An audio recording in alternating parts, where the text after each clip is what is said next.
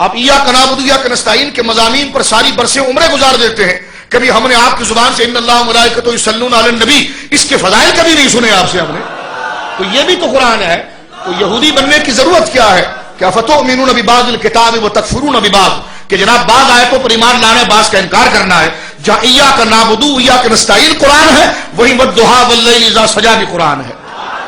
وہی ووالد وما ولد وانت حل بهذا البلد ووالد وما ولد یہ بھی قرآن ہے. وہیں پر والآخرۃ خیر لک من الاولی الم نشرح لک صدرک ورفعنا لک ذکرک انا اعطیناک الکوثر، یہ سارا قرآن ہے. تو لہٰذا اگر دیانت اگر آپ کو صداقت و تحقیق کے آپ چیمپئن ہیں تو ہم تو کبھی بھی آپ کو وان المساجد للہ فلا تدعوا مع اللہ احدا والی آیت کے آگے بڑھتے ہوئے نہیں دیکھتے. الحمدللہ اہل سنہ ان آیات پر بھی تقریریں کرتے ہیں اور ان آیات پر بھی تقریر کرتے ہیں، لیکن جیسا موقع ہوتا ہے ویسا خطاب کا انداز ہوتا ہے. اور میں آپ سے ایک بات آخری میں عرض کر کے پھر اس طرف آتا ہوں. میں نے بعض جگہ پر بینرز دیکھے، جس طرح ڈاکٹر اسرار احمد کے دیکھے، میں نے اس کے بیٹے نے کراچی میں گزشتہ سال بھی بینر لگایا. ذرا ٹک کے سنیے گا میری بات کہ میں اتنا سخت موقف کیوں اختیار کر رہا ہوں. مجھے بھی اخلاق آتے ہیں، مجھے بھی آداب آتے ہیں، ہم نے بھی آداب پڑھے ہیں، حضور کے اخلاق پڑھے ہیں، لیکن یہ جو میں رویہ استعمال کر رہا ہوں اور اتنی سختی جو کر رہا ہوں اس پر ذرا توجہ رکھیں. پوری دنیا سن رہی ہے اس چیز کو. اس کے بیٹے نے بھی 12 ربیع الاول کو بہادر آباد یہاں پر ایک پروگرام رکھا جی ذکر مصطفیٰ کانفرنس. آپ یوٹیوب پر جائیے، یوٹیوب پر سرچ کیجئے ڈاکٹر اسرار احمد اور عالم میلاد النبی لکھیں تو ایک کلپ کھلے گا. اس کلپ کے اندر اس نے ہندوستان حیدرآباد دکن کے اندر تقریر کی ہے جس کو آپ سمجھتے بڑے معتدل مزاج ہے. میں نے کہا معتدل مزاج نہیں، وہ گھیر رہے ہیں. ان سے آپ حضور کی عظمتوں کہنے لگے ہم کھولیں کیسا ان کو. میں نے کہا حضور کی عظمتوں کا سوال کرو. اگر حضور کی عظمتوں پر چہرہ کھل گیا تو واقعی میں قرآن کا فیض ملا ہے، اور اگر چہرہ بگڑ گیا تو یہ ڈرامہ کر رہا ہے، پکا خارجی ہے. یہ جن کے لیے موت ہے حضور کی تعریف کرنا، حضور کی عظمتوں کو بیان کرنا موت ہے. سنیوں کے لیے کوئی موت نہیں ہے. ہم خدا کا ذکر کریں تو خدا کا ذکر تو ایسا کرتے ہیں کہ سارے صوفیاء اللہ اور لا الہ الا اللہ کا سبق سکھانے والے وہ سنیوں میں ہی آئے ہیں.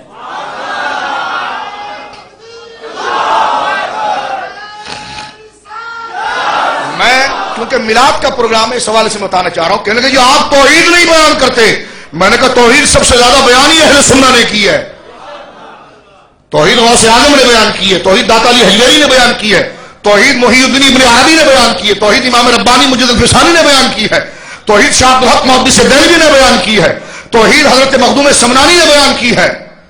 تو یہ توحید جن بزرگوں نے بیان کی ہے، توحید کے تقاضے بیان کیے ہیں وحدت الشہود اور وحدت الوجود کے مسائل پر، اور اس میں انہماک میں پہنچ کر عقیدہ توحید کے اصل شہد کو چکنے والے ہمارے اکابر ہیں. اور سلسلے بھی پھر سلسلہ قادریہ ہو یا چشتیہ ہو یا نقشبندیہ ہو یا سہروردیہ ہو یا شرفیہ ہو، یہ دیوبند سے نہیں چلے، الحمدللہ یہ اہل سنہ سے چلے ہیں. تو میں پوچھتا ہوں کہ اگر توحید کی اگر بات کرتے ہیں تو الحمدللہ توحید تو ہے. کون سی ہماری محفل ہے جس میں ذکر نہیں ہوتا؟ چاہے ختم قادریہ ہو یا ختم خواجگان ہو، وہ اللہ کے ذکر کے ساتھ اور یاد کے ساتھ معمور ہوتا ہے. صوفیہ چاہے چشتی ہو تو وہ مرید کے دل کو گرمانے کے لیے کہتے ہیں زور سے اللہ ہو کیا کر، اور اگر نقشبندی ہو تو کہتے ہیں سانسوں میں اللہ ہو کیا کر. تو ہمارے وہاں تو پہلا ہی ذکر جو ہے ذکر الہی ہوتا ہے. تو وہ اس حوالے سے کہنے کا مقصد ہے کہ لیکن توحید کا ذکر اور توحید اور اللہ ہو کرنا اور لا الہ الا اللہ پڑھنا، اللہ کی بارگاہ میں قرآن و سنت پڑھ کے جو ہم سمجھتے ہیں کہ جب مقبول ہوتا ہے کہ جب اس کے ساتھ حضور علیہ الصلوۃ والسلام کی محبت اور عشق کو بھی بیان کیا جائے. آپ حضور کی سیرت بیان کرتے ہیں، حضور کے والدین کو کیوں نہیں بیان کرتے؟ چور دروازے نکالتے. سیرت کا کوئی منکر نہیں ہے، لیکن ایک ٹاپک پر کیوں پھنستے ہیں؟ الحمدللہ ہم نے 3600 درس سیرت پر دیے ہیں. میں تقریباً 7 سال سے اپنی مسجد میں درس دے رہا ہوں سیرت پر، لیکن ہمارے درسوں کے اندر بیٹھ کر کوئی حضور کا گستاخ نہیں بنتا، ہم سے سیرت سن کر وہ عاشق بنتا ہے. تو میں یہ کہنا چاہتا ہوں کہ سیرت کو بھی آپ نے نام بدل دیا ہے. سیرت میں بھی آپ نے عنوان یہ رکھا بس حضور نے بس رہنے سہنے کا طریقہ سکھایا. میں نے کہا یہ تو عام آدمی بھی رہنے سیکھنے کا آداب جانتا ہے. اگر حضور کی سیرت ہے تو پہلے مقام بتاؤ کہ آمنہ کے لال کی شان کیا ہے، یہ میں بتاؤں گا بھی آپ کو. تو سیرت میں بھی پہلے حضور کی عظمت بیان کرو تاکہ پتا چلے کہ حضور کی جو سیرت ہے تو وہ حضور کی سیرت ہے اس لیے کہ آپ کی شخصیت بھی بے نظیر بے مثال، اور لم یاتی نظیر و کافی نظرین مثلینا خود پیدا جانا، یعنی حضور کی شان یہ ہے کہ آپ کا نہ کوئی مثل آ سکتا ہے، نہ کوئی نظیر آ سکتا ہے، نہ آپ کی مثال ہے، نہ آپ کا کوئی مثل ہے. تو ایسا بھی نہ ہو نا کہ سیرت ایسی بیان کریں کہ دودھ والے اور نبی میں کوئی فرق نہ رہے، مولوی اور نبی میں کوئی فرق نہ رہے، تو کہنے گے یہ عمل، میں نے کہا عمل کو رکھو لیکن ذات کو الگ کرو۔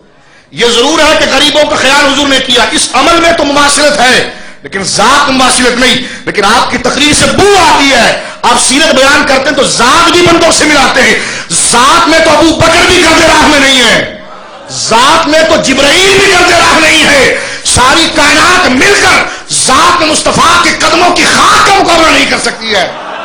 یہ عقیدہ آپ بیان کریں کہ سب سے اولا اور اعلیٰ ہمارے نبی، ذات میں میرے مصطفیٰ کی مماثلت کوئی نہیں کر سکتا، ہاں تعلیم کی نقل کر سکتا ہے۔ تو سیرت میں بھی فرق کرنا ضروری ہے تاکہ تعلیم کا اور ذات کا ایسا نہیں کہ لا کر پیش کر دیا۔ جب ایک آدمی آیا تھا ہمیں ہدایت کی باتیں کر رہا تھا، وہ جو شخصیت آئے تھے وہ تھے جو خدا سے باتیں کرتے تھے اور خدا ان سے باتیں کرتا تھا، وہ خدا کی سب سے زیادہ تعریف کرتے تھے اور خدا ان کی سب سے زیادہ تعریف کرتا تھا۔ جس نبی پر سلام کرتے ہو تمہیں دل میں درد ہوتا ہے کہ خدا ناراض نہ ہو جائے، تو خدا نے نام ہی ان کا محمد رکھا ہے کہ سب سے زیادہ میں نے توریحم کر دی ہے۔ تو جس کا نام خدا نے محمد رکھ کر سب سے زیادہ حمد کا اعلان فرما دیا ہے تو اس کا ذکر خدا کو ناراض کرے گا کہ خوش کرے گا؟ تو میرے دوستو دراصل یہ بنیادی کانسیپٹ ہے، اس کو یہ ایک نفسیاتی قسم کی جنگ ہے۔ جبرائیل وارے وارے جاتے ہیں حضرت آدم پر، ابلیس تس سے مس نہیں ہوتا، سجدہ کرتا ہے لیکن حضرت آدم کا ادب نہیں کرتا۔ تو وہ فکر آج تک آ رہی ہے، ایک وہ ہے جو اللہ کی توحید کو سمجھنے کے لیے نبی کی محبت کو ذریعہ سمجھتا ہے، اور ایک وہ ہے جو صرف اپنے سجدے کو ذریعہ سمجھتا ہے۔ جو صرف اپنے سجدے کو ذریعہ سمجھے وہ ابلیس ہے، اور جو نبی کی عادت کو ذریعہ سمجھے وہ حضرت آدم ہے، وہ حضرت جبرائیل ہے۔ کہ حضرت جبرائیل نے رب سے ملنے کے لیے حضرت آدم کے وجود کو اور آپ کی ذات کے ادب کو ذریعہ بنایا، اور جبرائیل اور جو ابلیس ہے اس نے اللہ کے قریب ہونے کے لیے اور اللہ سے ملنے کے لیے محض اپنی عبادت کو ذریعہ بنایا۔ اور رب کریم نے فرمایا کہ محض عبادتیں میری بارگاہ میں مقبول نہیں جب تک میرے محبوبوں کی محبت کا رنگ اس پر نہ چڑھ جائے۔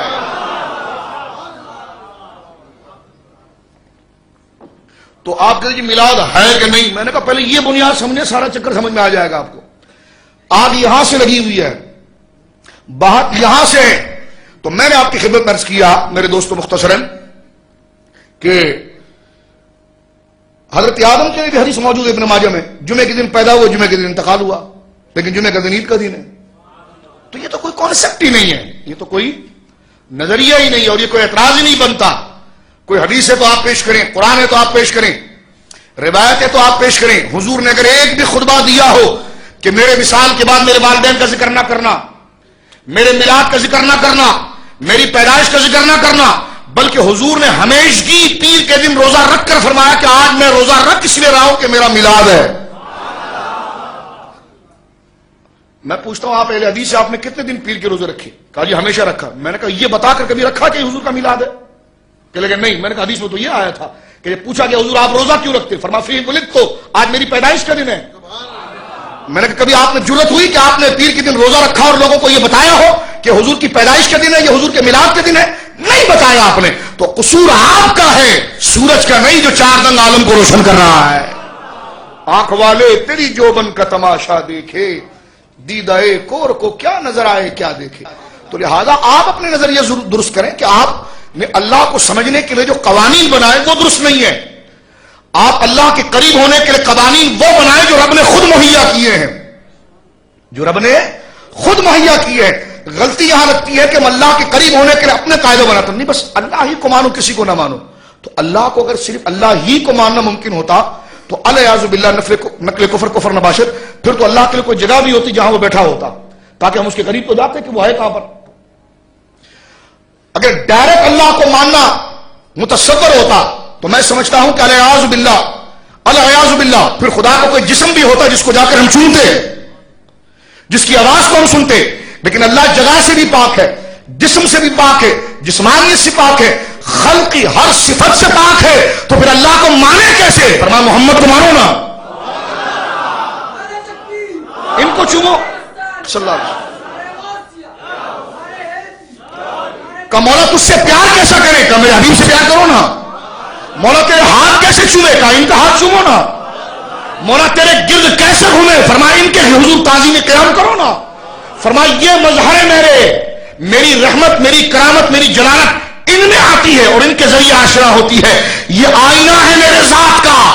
جنہوں نے ان کا ادب کیا اصلاً ان کا نہیں میرا ادب کیا ہے. تم میری محبت کو پا نہیں سکتے تھے اس لیے انہیں پیدا کیا ہے کہ ان کے تو قریب ہو سکتے ہو نا. جو ان کے قریب ہو گیا وہ میرے قریب ہو گیا. میں نے اپنی محبت کو جسم تو دینا نہیں تھا کیونکہ میں جسم و جسمانی سے پاک ہوں، لیکن محمد کے اندر اپنی محبت کو رکھ دیا اور ان کو تمہاری طرح بنا کر بھیجا اس لیے کہ تم ان کے قریب آؤ اور ان کے قریب آ کر پھر میرے قریب آ جاؤ. سمجھا؟ تو اگر ڈائریکٹ خدا سے ملنا ہوتا تو پھر خدا کہیں بیٹھا ہوا ہوتا. الیاذ باللہ.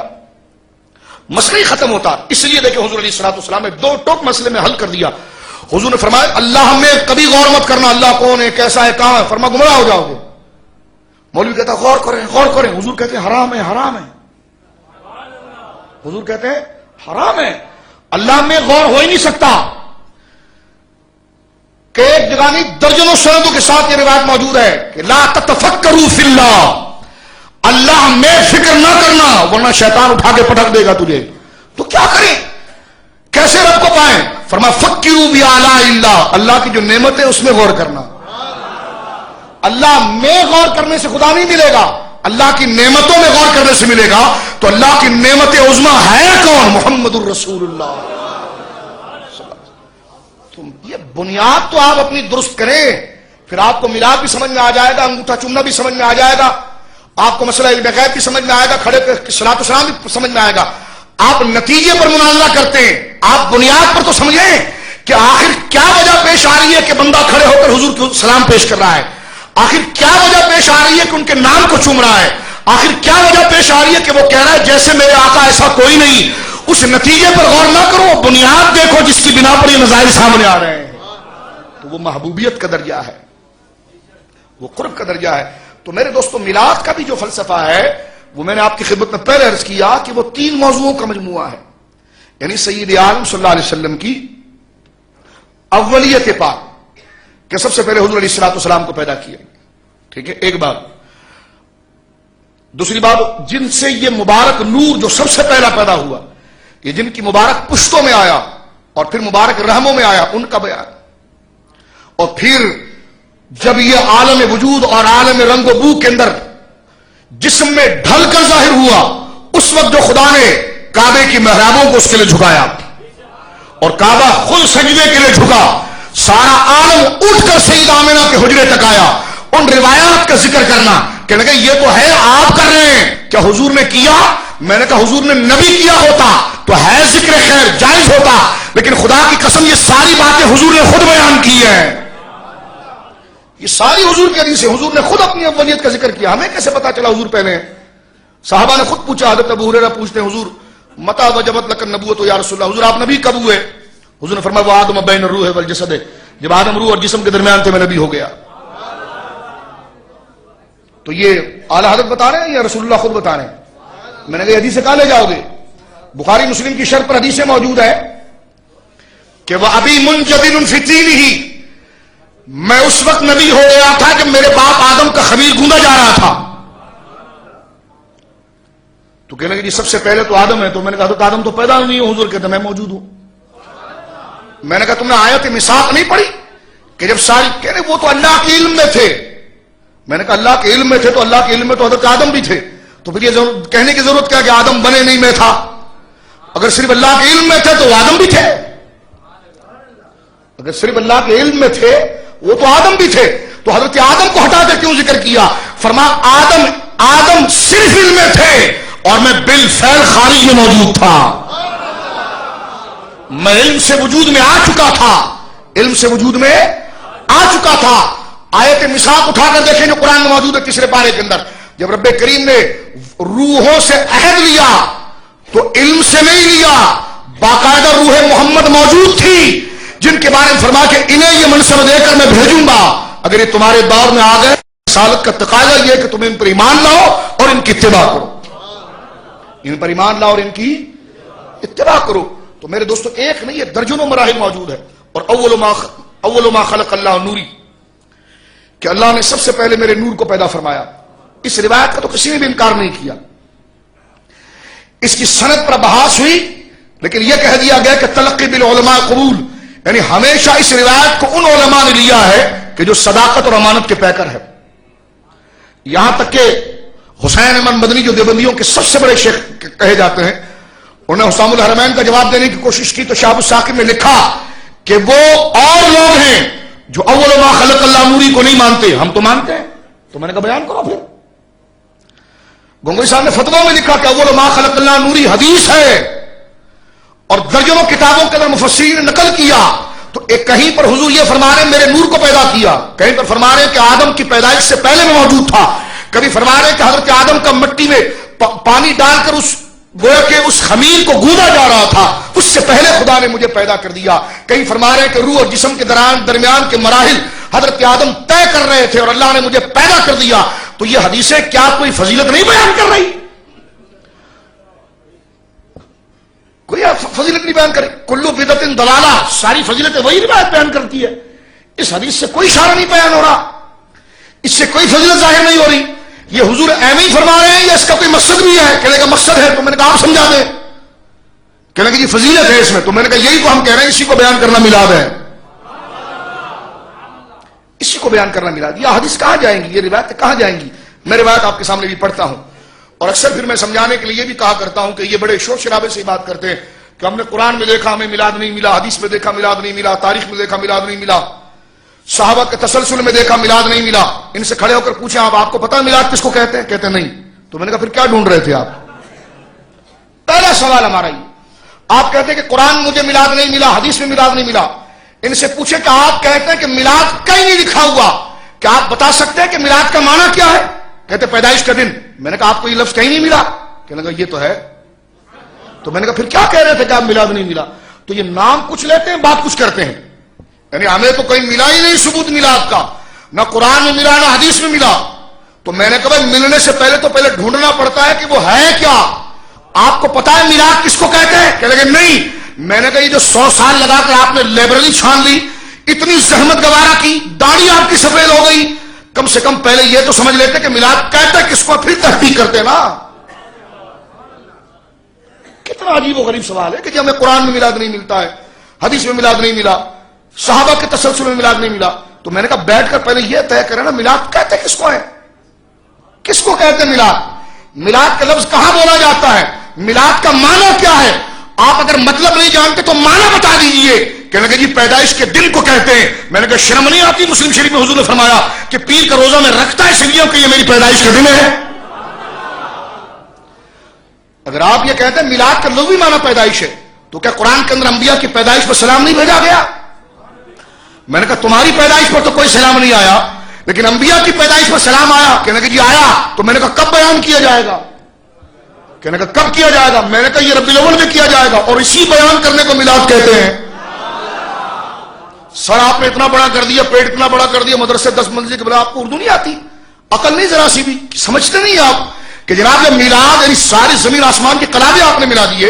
اسرار احمد کا یوٹیوب پر کلپ میں بیان کر رہا تھا آپ کو کہ حیدرآباد دکن کے اندر اس نے تقریر کرتے ہوئے جملے کہا، آپ میرے الفاظ ریکارڈ ہو رہے ہیں یہاں پر، اور ڈاکٹر اسرار کا کوئی چیمپئن اگر مل لے تو میں کہوں گا کہ وہ ہم پر بڑا احسان کرے گا کہ ہم نے بھی سینے پر قرضہ رکھا ہے. میں کہتا ہوں ملے، اور تنظیم اسلامی کو میں مناظرے کا چیلنج کرتا ہوں.